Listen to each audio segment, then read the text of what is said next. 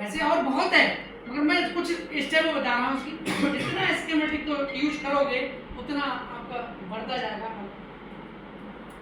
अब यहाँ पे आ जाओ लेआउट में।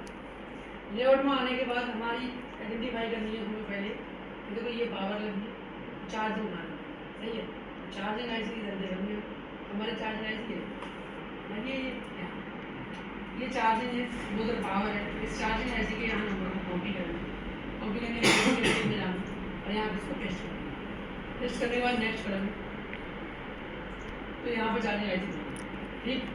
चार्जिंग का सेक्शन वही है, देखो BS बाई B बस आ गया, इन MID बन गया, सही है। और यहाँ पे देखो सारे हो रहे हैं। अब इसके अंदर एक लाइन होती है जो कि ये बताती है कि IC वर्किंग कर रही है या नहीं। इसके लिए आपको इसकी कुछ लाइनें हैं जिनको इम्पोर्टेंट है, आपको याद रखनी है। वो लाइनें कैसे कौन सी हैं? इसके अंदर आपको नीचे देखना और यहाँ पे एक लाइन गई पावर गुड करके, P गुड करके और सिस्टम हो। ये दो लाइनों में से एक लाइन का नाम मिलेगा आपको। यहाँ कंपनी ने दोनों दे दी है, तो सिस्टम मोड के नाम से जानी जाती है। कैसे नाम से जानी जाती है? System mode.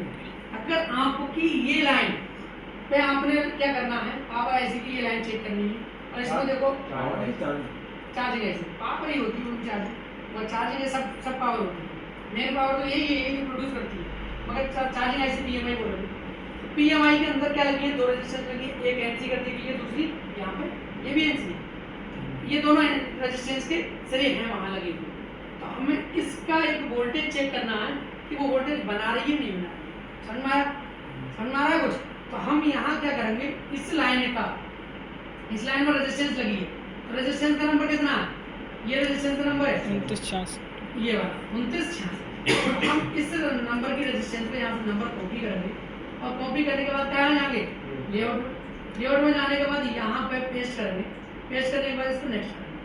तो ये रेजिस्टेंस कहाँ लगी है? यहाँ चार्जिंग IC के जस्ट पास लगी है। अब ये रेजिस्टेंस वहाँ है नहीं, मतलब इसका जो कट का निशान दे रहा है तो NC है, मगर इसका पॉइंट तो होगा लेने की जगह है, वहाँ पॉइंट है। तो आपको इस वाले पॉइंट पे यहाँ चेक करना है। इसको यहाँ 1.8 वोल्टेज मिलेगा। कितना मिलेगा? 1.8। अगर यहाँ 1.8 मिल रहा है तो चार्जिंग IC काम कर रही है, चार्जिंग IC काम कर रही है। अगर यहाँ वोल्टेज नहीं मिला तो आप आके बंद करके चार्जिंग IC चेंज कर दो, आपको वोल्ट सही मिल जाएगा। समझ में आया? डेड फोन है, रिपेयर करना है, बूट सही तरीके से ना ले रहा है, तो आपको क्या करना है कि इसके पॉइंट पे यहाँ वोल्टेज चेक करना है। यहाँ 1.8 मिला तो चार्जिंग IC काम कर रही है, और अगर यहाँ नहीं मिला तो चार्जिंग IC चेंज कर दो, आपको वोल्ट 101% तो उठा के चिपका दो। वही तो देखो, चेंज करो, रिकॉल करो, आप देख लो उस चीज को। हाँ फिलहाल हम चार्जिंग IC की बात बता रहे हैं। यहाँ चार्जिंग IC हो गई क्लियर, एक ही फोल्ड एक ही लाइन से, बस आपको 70 लाइनें चेक करने की जरूरत नहीं। अब दूसरी आ जाएंगे हम कहाँ? Power IC। अब पावर IC के अंदर एक लाइन होती है, उस लाइन का नाम है, पहले लेआउट में जाएंगे, लेआउट में जाएंगे, लेआउट में जाने के बाद में यहाँ पर PMIC को सिलेक्ट करेंगे। PMIC का नंबर कॉपी करने के बाद स्कीमेटिक में जाएंगे, स्कीमेटिक में यहाँ जाकर पेस्ट कर देंगे इसे और नेक्स्ट करेंगे। नेक्स्ट करने के बाद यहाँ पर चार्जिंग IC पावर IC मिल जाएगी। ये पावर IC की सारी लाइनें वही है जो मैंने तुम्हें समझाई। इस लाइनों को देखो, एक एक लाइन की वही लाइन आ रही है सब। अभी यहाँ पे हमें एक लाइन देखनी है जो कि शायद ये पावर सेक्शन है, इसमें नाम है, ठीक है। तो इसके बाद नेक्स्ट करेंगे, क्योंकि पावर IC कई भागों में बनी है। पहले हमने ये बोला, अब ये कौन सा भाग है? B। ये भी भाग में बनाई गई है, इसलिए इसको थोड़ा सा देख लेंगे सब लाइनों को। उस लाइन का नाम बता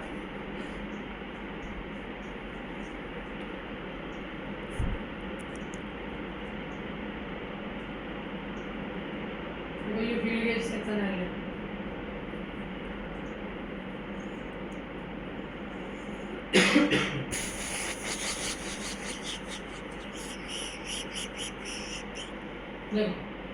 पावर IC जब आपकी वर्क ना करती हो तो आपको चेक करना है ये वाला सिग्नल। क्या चेक करना? System reset B। System reset B करके एक सिग्नल है, इसको आपको चेक करना। जैसे आप इसको चेक करोगे तो आप इसकी लाइन को कॉपी करो, कॉपी करने के बाद नेक्स्ट करो, नेक्स्ट करो। अब ये लाइन देखो यहाँ कहाँ आई है, इसके लिए TP दिया, कंपनी ने ऑलरेडी टेस्ट पॉइंट दिया है। उसने कहा है कि ये लाइन पड़ सकती है। गोल तो वाला। आपको क्या दिया है, टीपी दी है, समझ टीपी का मतलब टेस्ट पॉइंट। हाँ टेस्ट पॉइंट। अब इस टीपी के नंबर को हम क्या करेंगे, कॉपी कर लेंगे। क्या कर लेंगे, कॉपी कर लेंगे। इस टीपी के नंबर को देखिए, यहाँ टीपी का नंबर है, टीपी का मतलब होता है टेस्ट पॉइंट। अब इस टेस्ट पॉइंट को यहाँ कॉपी करेंगे और कहाँ चले जाएंगे, लेआउट में। लेआउट में जाने के बाद यहाँ नेक्स्ट करेंगे, मतलब लेआउट का पेस्ट करने के बाद नेक्स्ट करेंगे। तो ये बोल रहा है कि आपको कहाँ चेक करना है, टेस्ट पॉइंट किधर गया, ये टेस्ट पॉइंट में आपको वोल्टेज मिलना चाहिए कितना, 1.8। अगर ये 1.8 ना मिल रहा है तो आपको क्या मतलब है, पावर ऐसी वर्क नहीं कर रही है। समझ में आ गया। अब ये पावर ऐसी रिवॉल्व करने से भी हो जाता है कभी कभी, डाई शॉर्ट होने की वजह से, या पावर ऐसी खराब होने की वजह से होता है। सही है। दूसरा हमें लाइन मिल गई है, एक लाइन यहाँ चेक कर लेंगे।